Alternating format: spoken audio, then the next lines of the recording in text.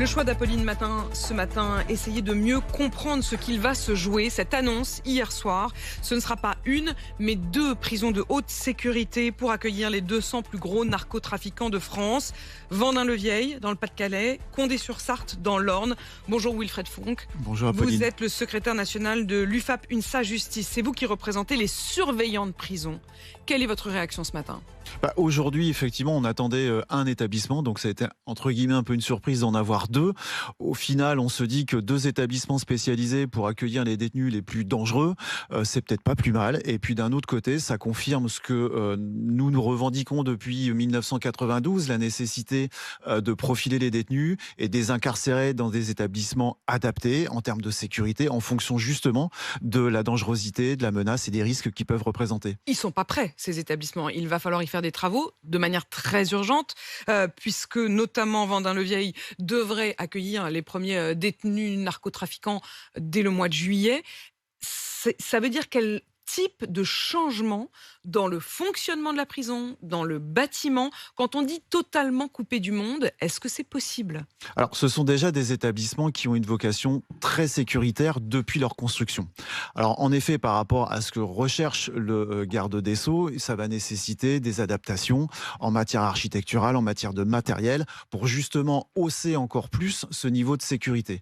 Donc, derrière, en termes de fonctionnement même à l'intérieur de l'établissement, par rapport notamment au régime de détention, pour le moment, il nous a donné des pistes hier avec un régime strict d'isolement, des parloirs hygiaphones, etc., etc.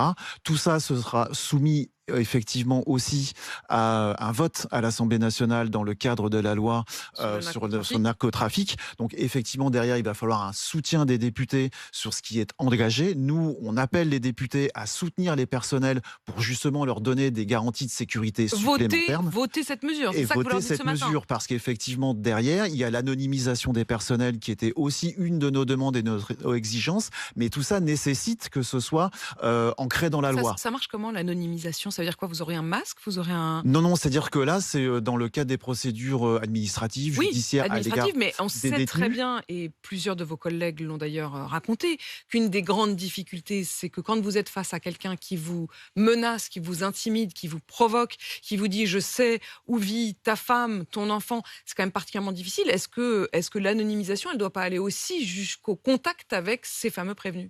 Alors, c'est une question qu'on s'est posée. Alors aujourd'hui, je pense que le sujet sera mis, à mon avis, sur la table dans le cadre des discussions qui vont s'engager maintenant pour voir effectivement comment les choses vont s'organiser à l'intérieur de ces 2 structures. Est-ce qu'il faut aller jusqu'à l'anonymat physique ou pas ? Oui, jusqu'à où ? Pour quel type de personnel, dans quel cadre, tout ça, il va falloir effectivement qu'on en parle. Wilfried Fonck, on sait qu'un des arguments de Gérald Darmanin, c'était de dire « nous ne voulons plus d'affaire Amra ». Et l'affaire Amra, il y a 2 volets. Il y a évidemment le drame absolu du moment de son évasion spectaculaire. Ça n'arrive pas dans le cadre d'une prison. Ça arrive au moment du transfert. L'inspiration italienne qui est revendiquée par certains de nos politiques, si on va jusqu'au bout, en Italie, les plus gros procès contre la mafia ont eu lieu à l'intérieur des prisons. C'est-à-dire l'idée d'avoir une sorte d'espace de jugement pour qu'il n'y ait même plus de transfert au moment où on va aller juger ou rencontrer un juge.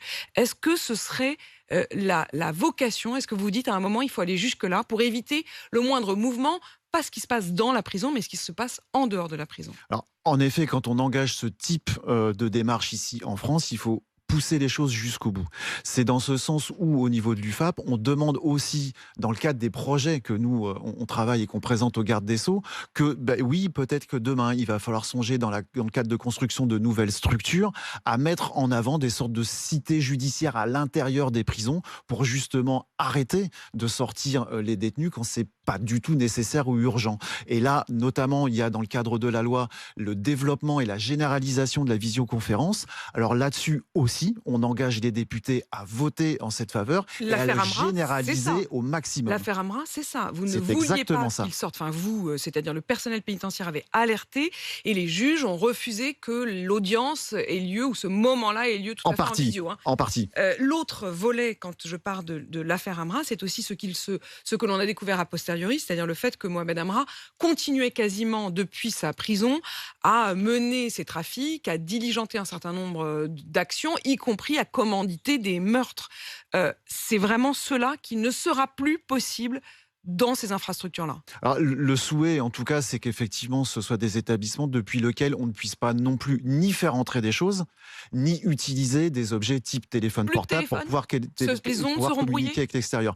Là, apparemment, on se dirige vers un système de brouillage particulièrement efficace et de haut niveau. On verra si effectivement, avec le temps, si cette... Ça vous fait pas peur à vous? Ça veut dire que vous-même, vous aurez peut-être d'autres outils, j'imagine, mais en tout cas, vous ne pourrez plus, vous, les surveillants, utiliser vos téléphones dans cette enceinte? Alors après, il y aura sûrement derrière un système de communication interne pour les personnels, pour qu'on puisse nous aussi communiquer entre nous dans le cadre d'exercice de nos missions, bien entendu. Ne bougez pas, Wilfried Fonck. Je voudrais également qu'on donne la parole à Sylvain Robert, qui est en ligne avec nous. Bonjour, monsieur le maire. Vous êtes Bonjour. le maire socialiste de la ville de Lens, qui touche la commune de Vendin-le-Viel et donc sa prison. Est-ce que vous saviez que ce serait cette prison-là qui serait choisie? Non, pas du tout, non. Non, Enfin, pas du tout. Donc vous l'avez découvert comme nous tous. Tout à fait. Et comment vous réagissez? Écoutez, d'abord, j'entends les propos de votre invité et on a reçu avec la sénatrice Poursopoli ses collègues syndiqués de la prison de Vendin il y a très peu de temps justement pour alerter sur les mêmes sujets. Donc ça montre bien qu'on est en phase et les questions demeurent encore aujourd'hui après cette annonce. Donc on attend surtout les annonces complémentaires parce que vous parliez de la situation de Lens qui touche à Vendin-le-Vieil, mais on est dans une circonscription de police qui est la 10e ou la 11e de France et sur laquelle on est de façon récurrente en manque d'effectifs. Et ça, c'est remonté aussi par les syndicats policiers depuis quelques années et c'est les conséquences justement de cette annonce avec les mouvements de prisonniers qui doivent se faire sur des activités peut-être plus classiques tous les jours, enfin sur des visites à l'hôpital, des choses comme ça, de savoir comment ça va se réaliser parce qu'aujourd'hui on a déjà un manque d'effectifs de police et si en plus cette nouvelle annonce vient tirer sur les moyens présents, ça va encore dégrader la réponse que l'on peut avoir auprès de la population au quotidien. On sait que déjà à Vendin-le-Vieil par exemple, c'est là que Salah Abdeslam est incarcéré. Lorsque vous dites, Sylvain Robert, il y a une forme d'inquiétude parce qu'effectivement, en zone police, mais c'est-à-dire au fond, est-ce que vous avez peur d'une forme de contagion parce que les visites, mais pourtant on nous dit qu'ils seront coupés du reste du monde? Non, c'est pas forcément, mais vous avez des éléments du quotidien, comme par exemple quand un prisonnier doit faire un examen médical, il doit être amené jusqu'à l'hôpital. Donc les conditions de transfert, là aussi, reposent en partie sur des personnels pénitentiaires, mais également en complément sur des forces de l'ordre du commissariat de Lens. Et aujourd'hui, si ce commissariat était doté de façon normale avec les moyens de la 10e ou 11e circonscription de police de France, on a été reconnu en zone de sécurité prioritaire il y a 11 ans et on n'a pas forcément non plus les moyens complémentaires de façon très ponctuelle comme c'était prévu à l'époque. Donc c'est justement d'alerter sur... alors ça relève du ministre de l'Intérieur maintenant, mais je pense que le ministre de la Justice a bien connaissance du sujet. C'est que derrière ce commissariat... Si on vous donne plus d'effectifs, alors vous dites c'est très bien d'avoir cette prison-là. C'est-à-dire que ce qui vous manque, c'est les effectifs. Mais si on vous les donne, est-ce que vous considérerez alors que l'implantation de cette prison de haute sécurité dans l'enceinte de Vendin-le-Viel est une bonne chose? Pas forcément, non, parce que dans le même temps, vous entendez votre invité et les interrogations légitimes des personnels pénitentiaires, parce qu'il y a encore beaucoup de questions en attente, notamment sur l'organisation même du site prévu pour un type de longue peine. Et là, aujourd'hui, avec des questions peut-être plus pratiques du quotidien, je ne vais pas rentrer dans le détail, mais il y a aussi ce sujet-là, des travaux de première nécessité à faire de façon très rapide. Donc il y a aussi toutes ces questions qui aujourd'hui n'ont pas réponse. On a mais monsieur le maire, c'est vrai qu'on est toujours un peu surpris parce qu'on a l'impression que globalement, et d'ailleurs c'est la même question pour les Français, c'est pas seulement les élus, que globalement on se dit il faut sans doute plus de prisons, il faut effectivement des espaces plus sécurisés. Oui, dans l'absolu, mais pas chez moi. Non, écoutez, la prison de Vendin-le-Vieil est déjà chez nous depuis quelques années. Vous avez cité certains noms qui sont aujourd'hui hébergés, si on peut le dire comme ça, sur Vendin-le-Vieil. Donc on vit avec cette prison depuis quelques années.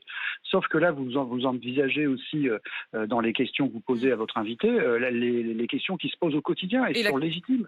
Et vous avez bien raison sur la question du transfert notamment, j'entends parfaitement votre inquiétude, c'est évident. Et puis à côté de ça, aujourd'hui on peut que prendre acte de cette première décision. On attend surtout maintenant les modalités pratiques, l'organisation aussi qui sera décrite et que j'espère aussi votée au niveau du Parlement pour pouvoir donner aussi les moyens aux agents pénitentiaires qui sont en première ligne sur cette décision et rassurer tout le monde et rassurer aussi la population parce que on ne veut pas qu'il y ait de conséquences sur le quotidien avec un manque de force de l'ordre là aussi dans les commissariats de police. Merci monsieur le maire Sylvain Robert, donc maire de Lens. Dernière question pour vous, Wilfried Fonck. Les prisonniers qui seront donc en priorité dans ces deux prisons devraient y rester pendant 4 ans. puis renouvelables. Est-ce que ça vous paraît un bon modèle ? Bah, on peut partir sur cette base-là, c'est-à-dire que 4 ans, c'est quand même déjà une période relativement longue. On sait que derrière, c'est renouvelable, donc ce seront des arrêtés qui seront pris apparemment par le ministre de la Justice suite aux annonces qui ont pu être faites hier. Donc il est évident que de toute façon, aujourd'hui, on a affaire à un système carcéral qui est arrivé à terme et qu'il faut passer totalement à autre chose. Donc là, on est dans cette autre chose qu'il va falloir aussi pousser plus loin en y envisageant également des établissements pour les terroristes, pour les cas psychiatriques, les détenus les plus violents, parce qu'il va falloir effectivement qu'on purge aussi les détentions des éléments les plus difficiles et les plus dangereux pour pouvoir derrière mettre aussi les moyens nécessaires pour réinsérer ceux qui effectivement présentent un peu plus de garanties. Avoir des structures plus adaptées au profil des différents condamnés. Merci Wilfried Fonck d'être venu nous accorder votre réaction ce matin. Vous qui représentez donc le personnel pénitentiaire, vous êtes à la tête du secrétariat, vous êtes secrétaire national de l'UFAP, UNSA Justice, et merci aussi à Sylvain Robert, le maire de la ville de Lens. Il est 7h52 sur RMC.